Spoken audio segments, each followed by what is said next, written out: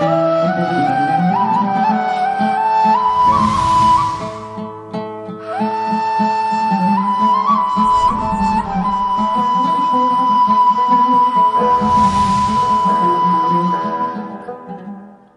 لله رب العالمين والصلاة والسلام على خير خلقه محمد وآله وأصحابه وأمته أجمعين إلى يوم الدين.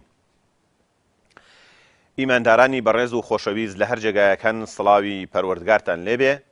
خۆشحاڵم کە ئەم جارەش لەم بەرنامەیەدا و لەم ئەڵقەیەدا بە خزمەتتان دەگەمەوە بۆ پێشکەشکردنی بابەتێک لەژێر ناونیشانی گرنگترینی کارەکانی مانگی ڕەمەزان. بەڕێزان، جێگای خۆیەتی کە ئێمەی ئیماندار شوێنکەوتوی قورئان، شوێنکەوتوی فەرموودەی پێغەمبەرمان صلی الله عليه وسلم کە پێشوازی لە مانگی ڕەمەزان دەکەین و دەچینە ناو ئەم مانگە پیرۆزەوە و بە خۆشحاڵیەوە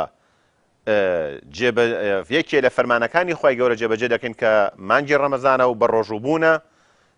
جێگای خۆیەتی کە بزانین گرنگترین کار لە مانگی ڕەمەزاندا چییە و ئێمە چی بکەین بۆ ئەوەی کە ئەم هەلە ئەم دەرفەتە گەورەیە لە دەستی خۆمان دەرنەکەین و سوودمەند بین لێی و بتوانین بە زاد و زەخیرەیەکی زۆرەوە جەژن بکەین و بۆ قیامەتی خۆمان کۆڵوبارێکی زۆر لەو هەموو ئاڵتونە ڕژاوە، لەو هەموو سەرەت و سامانەی کە خوای گەورە با بڵێن سەر و سامانێکی معنەوی، فکری، ڕۆحی، پاڵفتەی دەروون کە لە ئاڵتون و لە زێڕ و زی و بە نرخترێکە کە خوای گەورە لە مانگی ڕەمەزانە پێشکەش بە ئیماندارانی دەکا، ئێمە بزانین چۆن کۆی کەینەوە و چۆن سوودمەند بین لێی و گرنگترین لەو کارانە چین کە ئێمە بەرپایان کەین.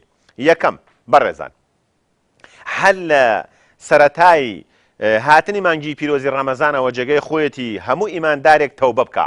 بۆیە خوای گەورە فەرمێ وتوبوا إلى الله جميعا أيها المؤمنون لعلكم تفلحون. داوامان لێکە بە کۆمەڵ هەمومان بەدەستە جەمعی تەوبە بکەین و بگەڕنەوە بەلای خوای گەورە بۆ ئەوەی کەوا سەرفرازی دنیا و قیامەت بین. جا ئەم تەوبەیە دیارە حەمامێکی معنەویە بۆ پاڵەفتەکردن و ساغلەمکردنی دڵ و دەروون و فکرمان و بۆ ئەوەی کەوا ئەو هەموو تاوانە کەوا ژەنگ و ژاری لە دڵ و دەروونمانی داوە بەهۆی تەوبەوە بتوانین ڕای ماڵین و خۆمان پاکەینەوانێ، چونکە إن الله يحب التوابين ويحب المتطهرين. چۆن ئێمە ئەم جەستەمان دەشۆین پێویستە دڵ و دەروونیشمان بشوێن و بە ذیکر و بە ویرد و بە قورئان و بە عیبادەت و بە حەسەنات و بە چاکەکردن خۆمان ساغلەم بکەین و خۆمان دەمەزدەر بکەینەوانێ و خۆمان نوێ بکەینەوە ئیمانمان تازە بکەینەوانێ. ئەوەش پێوترێت تەخلیە و تەحلیە. جا تەخلیە واتە خۆ بەتاڵکردنەوە، تەفریغ لە هەموو خراپەیەک، لە شرک و کوفر و نیفاق و بیدعەت و خورافیات و هەموو عیسیان و تاوانەکان خۆت خاڵی کەیتەوە و خۆت بڕازێنیتەوە دوای ئەوە بە عیبادەت و بە چاکە بۆ ئەوەی خراپەکانت بۆ تەبدیل ببێ بە چاکە. یوبەدیل الله سەیئاتیهم حەسەنات، کە ئەمە گەورەترین کارە ئەگەر ئینسان بیکات. ئەنجا تەوبە لە چی بکەین؟ یەکەم شت تەوبە بکەین لە حەق الناس، بە تایبەتی ئەو کەسانەی کە دڵی دایک و باوکیان ئازار داوە ئەبێ بەر لە هەموو شتێ لەو کارە تەوبە بکەن. یعنی ئەو خەڵکانەی کە دڵی دایکیان باوکیان ئازار داوە، یان ئافرەتێکە و دڵی پیاوەکەی هێشاندووە، پیاوێکە و دڵی خێزانەکەی هێشاندووە، یان دڵی جیران و دراوسێ و برادەر و خزم و دۆستان ئەم کارەی ئەنجام داوە، با تەوبە لەمە بکەین. واتە سڵح لە مابەینی خۆمان و خوادا بکەین بە تەوبە. و خاڵی دوو هەممان ئەوەیە کە با بڵێن گرنگترین کاری مانگی ڕەمەزان سڵح لە مابەینی خۆمان و خەڵکدا بکەین، واتە مصالحة الجميع وانتهاء الخصومات، کۆتایی بە دووبەرەکایەتی بێنین بە ڕق و کینە. ڕقمان لە هیچ ئیماندارێک نەبێ. ربنا لا تجعل في قلوبنا غلا للذين آمنوا. ئێمە ئەبێ گەورەترین کارمان ئەمە بێ لە مانگی ڕەمەزانە غیل و حقد و حەسەد و بغز و کینە لە دڵمانە نەبێ بەرامبەر بە هیچ ئیماندارێک. ئەوە گەورەترین کاری ئێمەیە. ئەگەر چەند عیبادەت و نوێژ و ڕۆژوو بکەی بەڵام دڵی داک و بابت ڕازی نەبێ، دڵی دراوسێکە ڕازی نەبێ، لەگەڵ خەڵکا سڵح و سەلاحەتت نەکردوێ و هەڵیگری بۆ جەژن، ئەوە عیبادەتەکانی خۆتت سووتاندووە.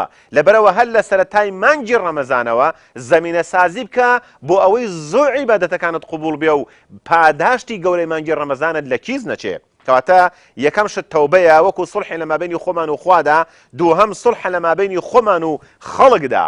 ئەوە پاڵەفتەی خۆشمان ساغلامکردنەوە و وەکو بڵێ زەنوێرکردنەوە و دەمەزەرکردنەوەی خۆمان و بە گوڕوتینێکی باشەوە پێشوازیکردن و بەشداریکردن لەم وەکو بڵێ مەدرسە گشتیەدا کە وەکو مەعسکەر تەدریبێک وایە و هەموو ئیمانداران و مەشقێکی ڕۆحی و ئیمانی تێدا ئەنجام دەدەن ئەمە کارێکی زۆر گەورە و پیرۆزە کە تێدا بەشدار بین.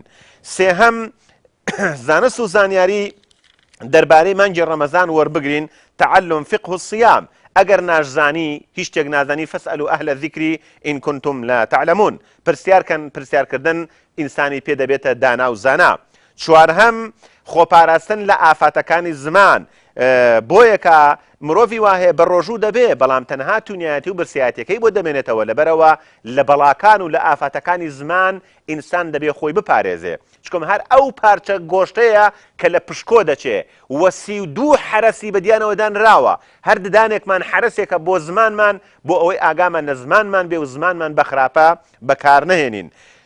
خاڵێکی ترمان لە کارە گرنگەکانی مانگی ڕەمەزان ئەوەیە کە کات بە فیڕۆ نەدەین. چکم بەڕاستی کات لە ئاڵتون و لە زێڕ و زی و پارە و سەرەت و سامان بە نرخترێکە. ئەگەر ئینسان ئاڵتون فرێدات پارە فرێبدا خەڵک دەڵێن کەسێکی جێل و گەمژەیە. بەڵام ئەگەر کاتت بە فیڕۆدا بەڕاستی ئەوە لەوە خەتەرترێکە کە سەرەت و سامانی خۆت فرێ بدەیت. دوای ئەوە خۆمان زۆر بە جوانی نیشانی خوای گەورە بدەین. ئەمە زۆر مهمە چکم خوای گەورە تەماشای ئێمە دەکات لە هەموو کاتێکدا.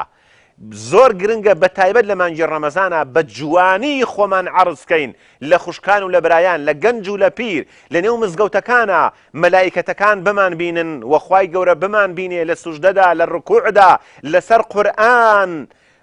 ئێمە شەو ڕۆژ کاتەکانمان بە فیڕۆبەرین و خوا لەو کاتانە بمان بینێ جوان خۆمان نیشانی خوا بدەین بە تایبەت دڵ و دەروونمان. چکم خوا تەماشای دڵ و دەروونمان دەکا تەماشای فکر و کردەوەکانمان دەکا بە ئەوانەمان بڕازێنینەوانێ نەک تەنها لاشەمان. دوای ئەوە یەکێکی تر لە کارە گرنگەکانی مانگی ڕەمەزان ئەوەیە کە ئینسان بەڕاستی بەکردەوەی چاک ڕەمەزان ئاوەدان کاتەوانێ بە نوێژ و بە ڕۆژوو و ئاگامان لە جومعە و جەماعەتەکان و لە عیبادەت و لە قورئان خوێندن بێ. یەکێکی تر لەو خاڵە گرنگانە ئیخلاسە. هەر کەسێک ئیخلاسی نەبێ باخۆشی ماندوو نەکا. بەڕاستی ئەو کەسانەی کە زۆر خۆیان ماندوو دەکەن بەڵام بەبێ ئیخلاس وەک ئەوە وایە شیرێکت هێنابێ چەند بیکوڵێنی و بیپاڵەوی بەڵام هەوێنی تێناکەی دوایی ناگیرسێ. لەبەر ئەوە ئیخلاس هەوێنی کارەکانمانە کە زۆر گرنگە ئێمە ئیخلاس بپارێزین. دوای ئەوە کەم خواردن و کەم خەوتن و کەم وتن.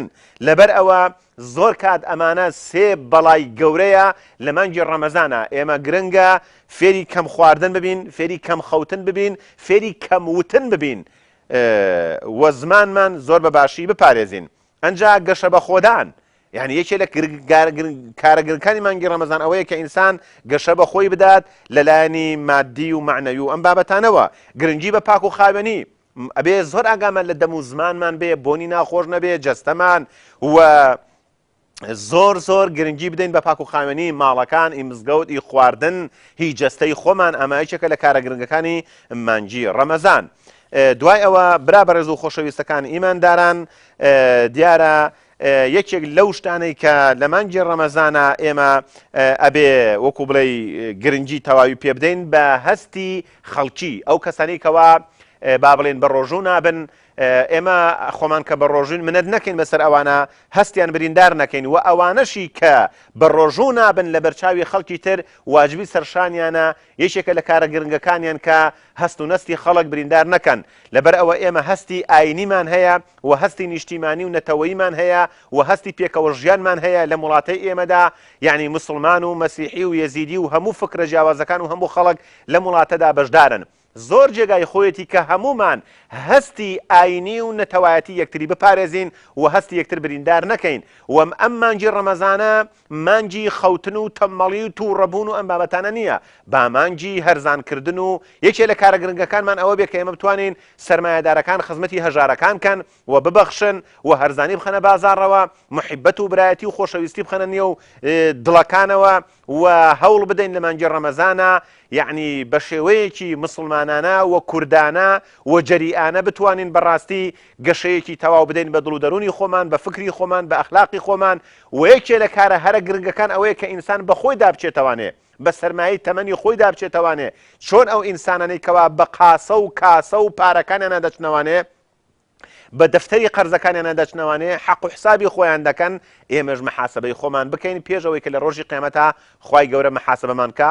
ئومێدەم وایە کە ئینشاءالله خوای گەورە نوێژ و ڕۆژ و عیبادەت لە هەموو لایەکمان قبوڵ کە و لە کارە گەورە و گرنگەکانی مانگی ڕەمەزان بێبەش نەبین، بۆ ئەوەی کە خوای گەورە سەربەرزمان کا و ئینشاءالله لە ئازادکراوانی مانگی ڕەمەزان حسێبمان کات. لە کۆتاییدا ئەپارڕێمەوانێک کە خوای گەورە ئینشاءالله لە ئەهلی بەهەشت حسێبمان کا. و أقول قولي هذا وأستغفر الله لي ولكم، والسلام عليكم ورحمة الله وبركاته.